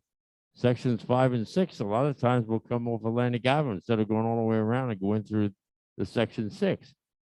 So we brought this up at the president's meeting, and I'm going to bring it up again at the next president's meeting because it's getting worse and worse and worse. Yeah, So- I'm glad you brought that up, Richard, because I did hear from Jim Close this week, and he's really a champion about this issue of stopping at the stop signs and safety in the community. And so a couple of things. One is I really urge people to find alternative times to walk and not to be walking at dusk and dark. I mean, I hate to limit people's freedom, and you have the right to walk whenever you want to walk. But I really, with no sidewalks in the community, narrow roads, the lighting is some would say barely adequate, some would say not adequate at all. And we have a lot of folks who are not great drivers at night, particularly once it gets dark. And we have strangers, who don't give a crap about any of us, who are just cutting through on the street. So I would urge people to find an alternative time, if at all possible, to do their walking, to make sure that they're walking facing into the traffic, not walking with the traffic, so that you can see if somebody's coming at you and you can get out of the way. And so your other points about reflective clothing and all of that stuff are important as well. The second thing is, and Jerry, champion number 2 on this issue, has long advocated that the small donuts that we use on the corners to mark the corners, as well as the sprinkler heads, they're little white donut things, that we ought to be painting those a bright reflective color. And we ought to put them as section 2 did. They put a white stripe on the corners of the roads and then put the yellow bright things so that people are not taking that corner as sharply, running off onto the side of the asphalt, which ruins the asphalt and the grounds, but also sort of maybe gives people a heads up not to cut those corners as sharply as they have. I talked to Patrick this week about it, and so it's another one of those things that probably will cost us, $500 in parts and then some time and energy, but it's a safety issue. So that's another one of those things that I believe, as far as I'm concerned, we need to do right away to provide some safety for our folks. Yeah, and we walk at 5:30 at night, so it's still light out there. But the drivers, they don't consider whether it's light or dark the way they're driving. So, and the donuts, I believe, 2 years ago, the men's club bought a lot of the donuts, and they asked the board where to place them, and the board told them where to place them. So I don't know. I would talk to the president Yeah, of they the were- men's they- club to they were see here. where I they think they were bought. here when I got here. I Yeah, don't so recall 2 us years ago, doing it. 2 That years was ago, we bought them, and there was a almost 4. motion to buy X amount of them, and then that was cut back. But the men's club bought many of those donuts that don't have holes in them, because a lot of times I don't know if they still make them with the holes with the sprinkler to come through. So So- I don't either, but I got a price on them, and they're not particularly cheap, but there are some things you can't be as concerned about the money for, and one of those is human lives and safety. So, I think the ones there's a lot of them around. We just need to sort of maybe take account of what's there, clean them up and paint them, and then buy whatever else we need to go with them, and and get them laid out, and put into the areas where they're needed. Um, Add that one to that list that we started at the beginning of the meeting. But that was, no, I don't mean to joke on it because that's a really important. Any other comments on that? No, my other suggestion, Yeah. yes, there are. Yes, there is.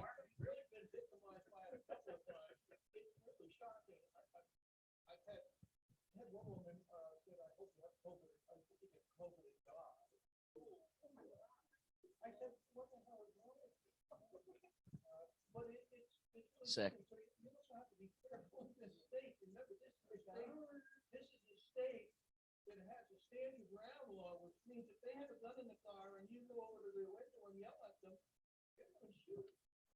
So there's some people around here that are really a little bit frightening, and I'm not particularly a timid person when it comes to that kind of thing. But we've had a couple of instances since we gathered in the last couple of weeks, and it's men and it's women, and Yep. they're not kids. Yep.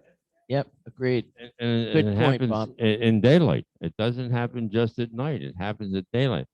The other thing that you and I had talked about, and maybe just bring it up, is because of the stops, the stop signs and the stop streets. Other sections are putting those removable humps in, humps, right at the stop streets or in the back streets. So I don't know, maybe we can, you're going to look into something, Well, I whether, was going to bring it up to Dave because he's responsible Yeah. for the roads. You and I talked. I think many people remember the pros and cons about speed humps in the community. There was a lot of vitriol and excitement gathered by the pros and cons of putting in the speed humps. We did put in several speed humps.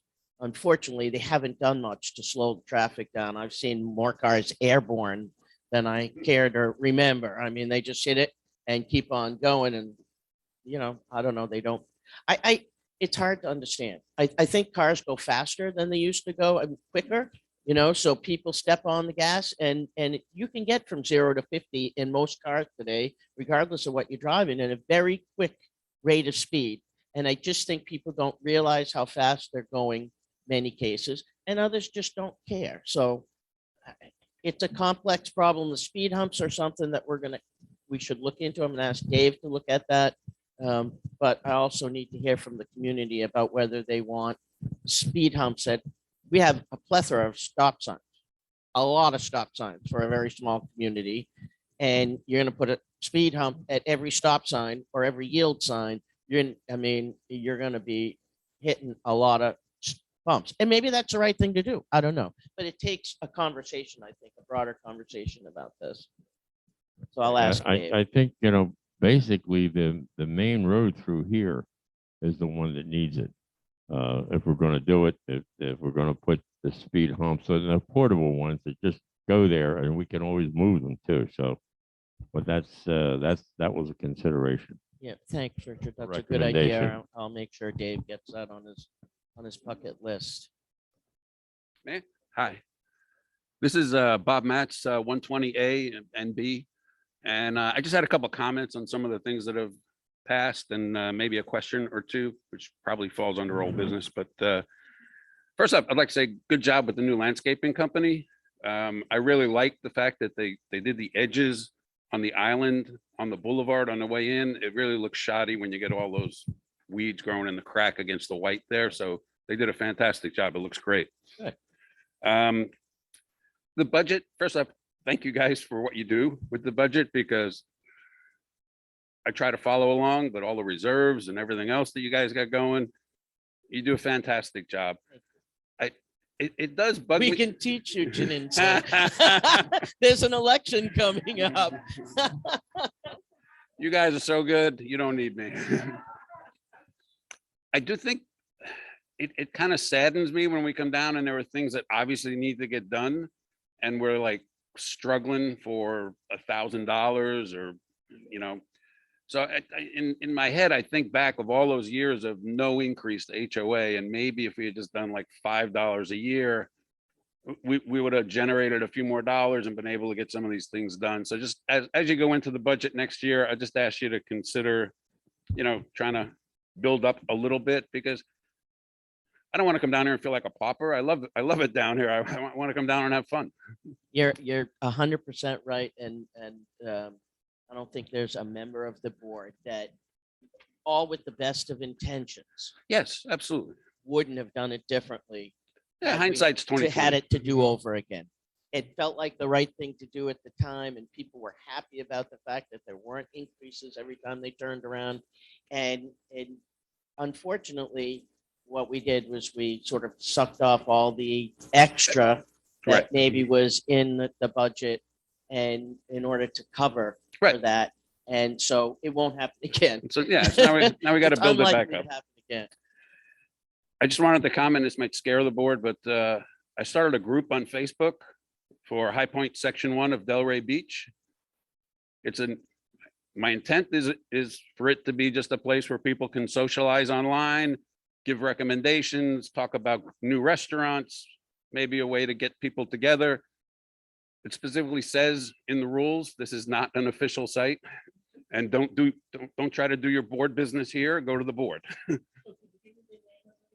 Yeah, the name of the group is High Point Section 1 of Delray Beach. It's a private group. You go in, you answer a few questions, and I'll let you in, and then you can just interact within the community. Super, super. Thank you very much. And then I did have two questions maybe to ask and get your feedback on. One is iguanas. My brother Rich had one in his house the other day. That was fun. And He had it in the not a house? little one, about a No. 5-footer. Do you guys leave the door open for a minute? Yeah, he opened the door and the thing just kind of fell into the house, and Thump. yeah. So he caught that one and took care of it. I caught another one.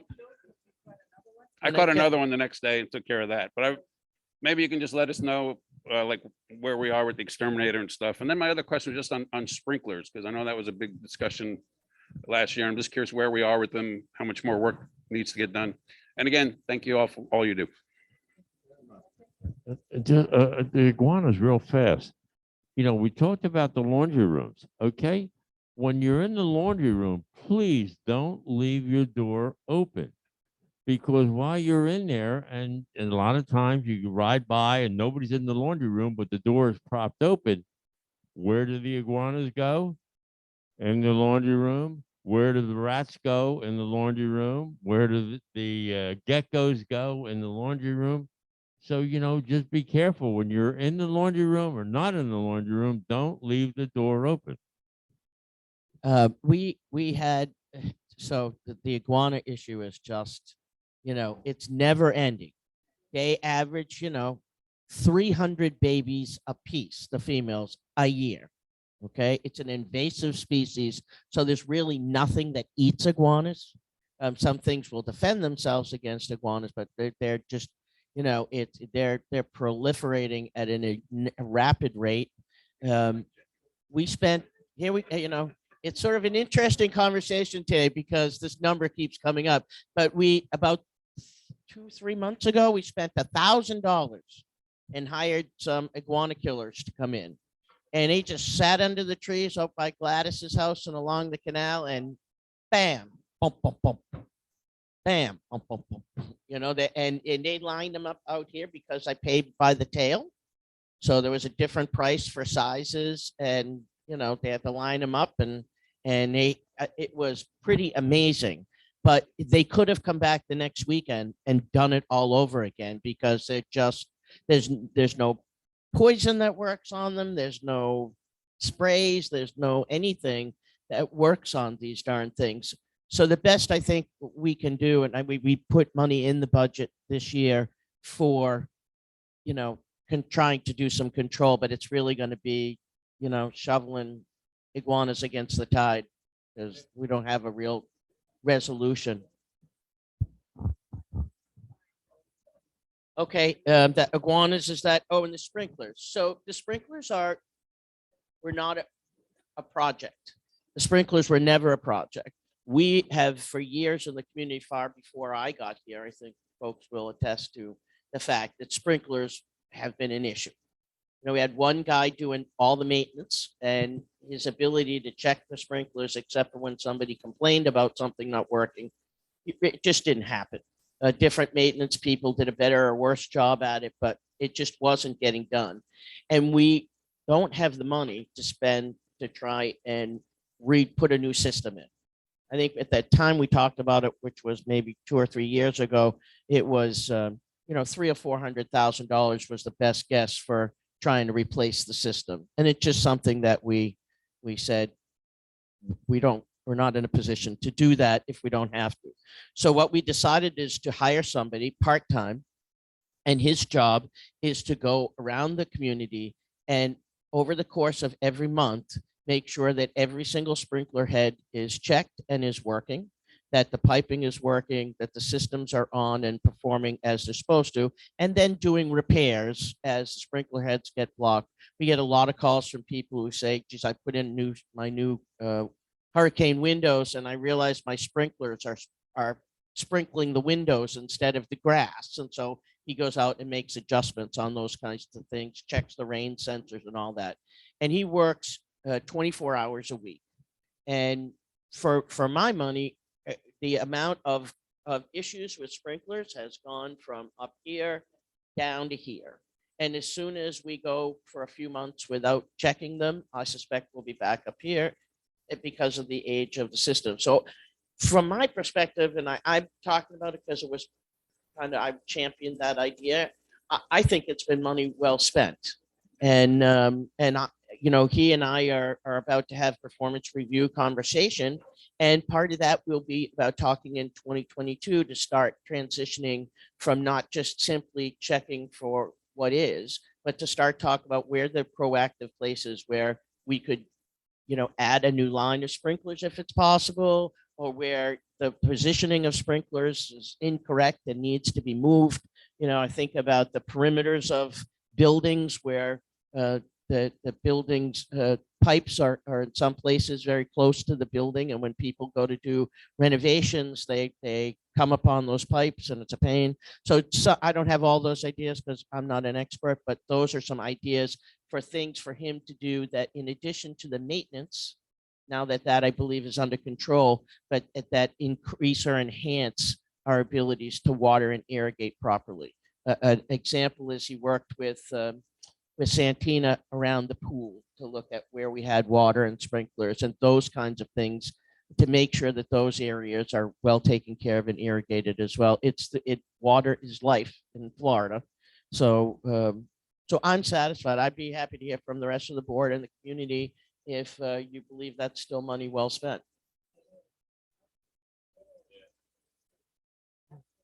He's been approached by a number of the other sections because we've all gone and tried to hire companies, and the cost of the companies are $50,000, $60,000, $80,000 or $80 an hour. I think Bill had the last time we went out, Bill got some prices and they wouldn't even give him a price. They would just say $80 an hour for the technicians and it'll be whatever it'll be. So the cost was much higher than what we're paying now by a long shot. 4 years ago, we brought in a company just to go check the sprinklers, okay? And that cost was for the person in charge, I think $75 an hour. And for his helpers, they charged 50 or something like that. So when they were done, everything was said and done. Yeah, they fixed a few of them, but we definitely threw money away, okay? And if you're not going to maintain them, there's no sense of spending the money, like we said earlier. So the other communities in here have approached him about whether he wants to work in their sections for the other half, and he doesn't. He's a retired guy. He's a resident here. He likes to fish, and the 3 days a week work for him, and we're grateful that he's satisfied with that, and he's not looking somewhere else. And so that's where we are. So that'll go on in perpetuity in order to maintain and improve that system if at all possible. You're welcome. Thank you for the comments and the suggestions and the compliments. We appreciate them. All right, is there any other business that needs to come before the board?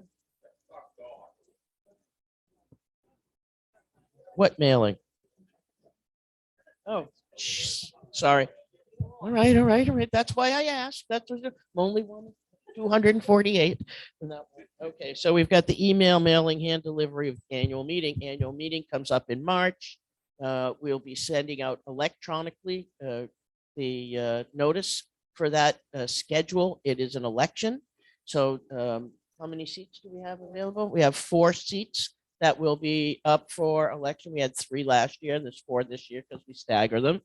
And all those on the board whose seat, this is not saying, yes, I'm going to run. This is whose seat is going to be up for reelection. Raise their hand, please. So the 4 of us are chairs. Right, that's it. We didn't say whether they're running or not. We just said those 4 seats will be up for discussion and for election. And the mailing will tell you when those of you interested in running need to have your paperwork in, what the process is. And it's going out today. And so those will go out electronically. The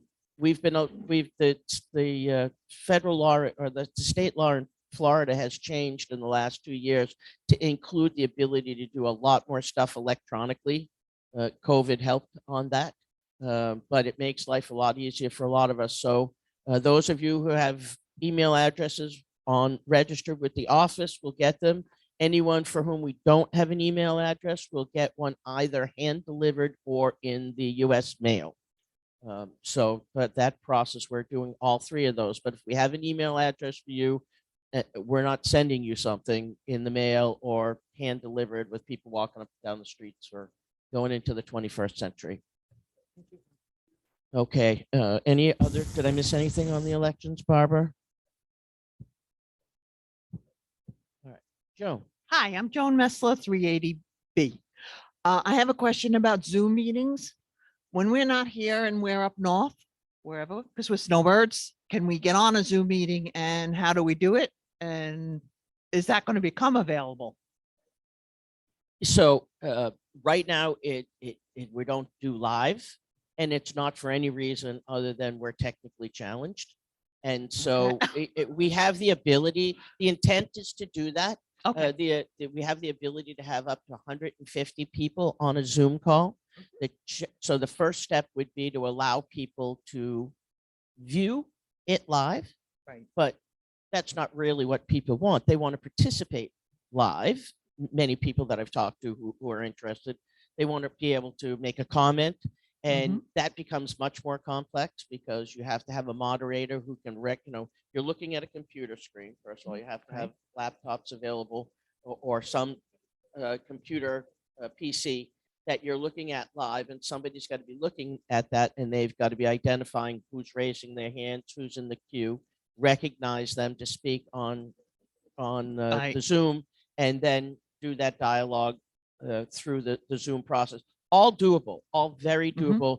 We just, we don't have a lot of technical expertise in that. So we are working on it, but the goal is Does Wayne still work at the Pardon? office? Dwayne, or is that his name? Dwayne or Wayne or Dwayne. Dwayne? Wayne's here a couple hours a week, but that's not really his forte either. Terry Marie and Dave Sherwood. Dave's very technically astute. Okay. And they were the ones that initially set up the process. There's a computer in the closet behind you that we had to go out and get some systems so that we could actually, and cameras, etc. But he's like a one-man band, right? He still works and he's doing that. Plus he's doing buildings and roads and all of in the regular board stuff. So it's on the list to be done. And we just need to figure out how to do that. But Okay, yes. so how would we be notified if it becomes live when we're up north? Would that be email? Yes, I would. I would be delighted to send out one of my communications with a notice that says, as of next month, you can dial into Zoom and observe and participate from wherever you are, as long as you have it. I'd be delighted to do that. It's a link. The other thing is on the web, when you go onto the web and you're a member, and you can see the meetings. I had been looking for them when I was up north and they weren't posted. I mean, it took a while. They're posted now. But when I was up north, like I would like to see the October, November meeting, and they weren't there. I mean, that I could find.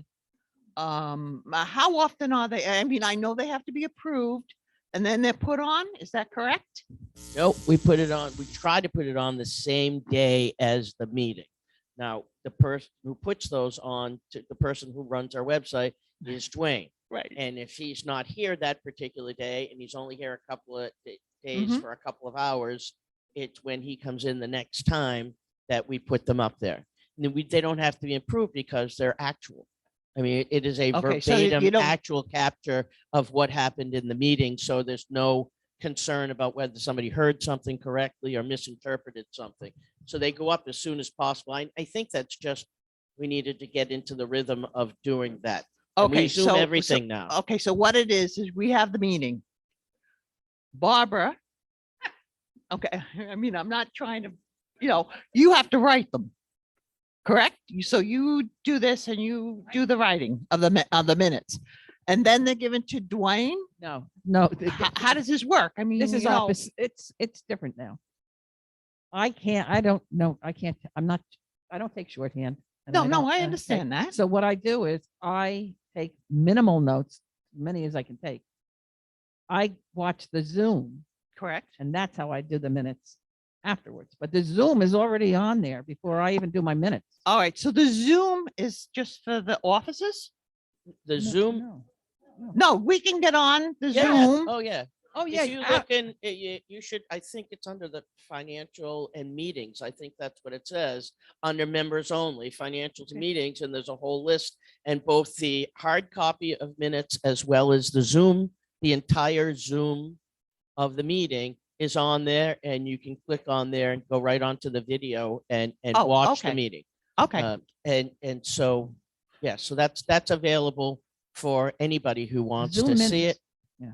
And it's been, okay. in talking to the attorney, his position has been that when you're capturing an actual meeting, when you're capturing verbatim the entirety of a meeting, Mhm. that suffices for the details of the minutes, but he still feels comfortable that we should do a written document that captures, who was there, what the dates were, any agreements that were made in terms of votes and those things, because stuff happens, with electronics and whatever. You want to make sure that that stuff doesn't get lost. And so that's what we're trying to do. But the minutes are much less detailed now than they were in years past prior to Zoom. Okay. So the that Zoom was minutes will be up probably in the next couple of days, but they won't see my minutes for like a week or so, Mhm. you know? But, But the handwritten ones do come up also. yeah, I'm just Eventually. behind in them. Okay. All right, thank you. Yeah, I think so. What, the minutes? The Zoom, The Zoom goes on, but the minutes should be approved first. I have, That's why we have it on here, always on the I, agenda. I have a concern. I said, because many of the northerners are coming down and they've asked about last year's, the 2021, April, May, they can't get it all. And in fact, In we 2021? tried April, May of last year, the Zoom. We can't pull them up and other people can't pull them up. So I've talked to Terry Marie. She said it's my computer. I talked to Dwayne. He said he doesn't know why we're not getting it. I talked to Dave and he doesn't know. And Dave was Okay. going to look into it. All right, we'll look into it. So, We'll look so into it. there's a problem there with those meetings. In fact, when my wife did check this any number of times when I would get a call or a concern from people, and once or twice it popped up blocked. Once it blocked up, blocked. Yeah. So Just want you to talk to the microphone, Jeff. Yeah, okay, I wasn't aware of that, so we'll be happy to take a look at it. I thought I was actually looking at that the other day and I was able to get, right, and I can get it. So it may be that your computer doesn't have the No, right no, no, no, iteration. no. I don't know. No. I don't know. If I can pick up, all right. I can pick up all the writing portion, all the words, Mhm. Then I've tried to go into Zoom and they're saying it's my computer, it's this, that. I have followed every step. And if I can pick up September and October, The video. the video, I You should be able to pick up Yeah, Yep. April and May. yep. And they're trying to tell me, like I said, my computer and I All don't know right. what I'm doing, blah, blah, blah. All right. But Well, I we'll- was we'll look on it into and it. I was on it and I was on it and I kept bringing it up and Okay, We no, got it. logging off and bringing it up. we got it. Only one time on the right-hand side of my screen, it said blocked. So I don't know. I mean, I know. I consider myself a technodope. So, I know how to turn my computer on and work it, get what I need to get off of that. But farther than that, I have no idea. So, I'd but we'll look appreciate at it. If you We'll- could look into We it, will, because definitely. I can't get it. It's not working to go to the office to either one of our staff there. Yeah, we'll definitely So, look at it. Thank you. White's got an answer? Yeah, I apologize for being up here again. I didn't, but there's an item I feel very strongly about as a past secretary of the board and a past member of the board. I really think we're making a mistake not to have the minutes read at the beginning of the meeting. They don't not have to be voluminous. They do not have to be verbatim, Yep. but they need to identify the question, the recommendation, the decision, Yep. whatever, okay? Because if you expect us really to go on Zoom before this meeting yesterday to remind us what happened last month, you're dreaming in Technicolor. It ain't going to happen. No, And- and we as we're not owners- saying that. We're not saying that. We fell behind on the minutes. Life got in the way a little bit. We fell behind and we shouldn't be as far behind as we are, but we are. We're going to get them up there. They're going to be done. We're going to vote on them every month on a regular basis because it is a requirement. That's why it's on here. Good, It's a because that's requirement. why the secretary gets the big bucks, right? That's right. No, I'm The other thing is suggesting, if you want to change that, I'm I suggesting, believe that our documents require the taking of those minutes and the posting of those minutes. So you would have to go back and change our documents, I think. I'm suggesting that somebody run that can do these things better than I. I am not. the She's making an admission of I am. falling short. on I'm good her on the role. finances, but don't give me anything like this. All right, I have one more thing. If anyone's interested in the attending a meeting with the insurance agent regarding homeowners, if you want to sign up here, give us an idea of how many might be interested. Okay, I want to entertain a motion to adjourn. We Richard, second by Janine. A very good meeting. Thank you all for your participation. All in favor, say aye. Opposed? The ayes have it. Thank you all.